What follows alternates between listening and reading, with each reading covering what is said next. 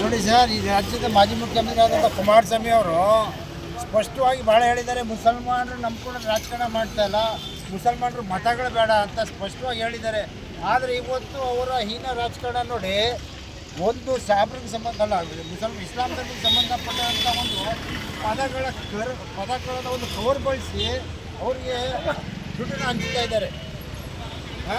ಈ ಥರ ಯಾವ ರಾಜಕಾರಣ ಮಾಡ್ತಾ ಇದ್ದೀರಿ ಕುಮಾರಸ್ವಾಮಿ ಅವರು? ನೀವು ದಾಖಲೆ ಸಮೇತ ನಿಮಗೆ ತೋರಿಸ್ತಾ ಇದ್ದೀವಿ ಕುಮಾರಸ್ವಾಮಿ ಅವರೇ, ಮಾಧ್ಯಮದ ಮುಖಾಂತರ ನಾವು ತೋರಿಸ್ತಾ ಇದ್ದೀವಿ.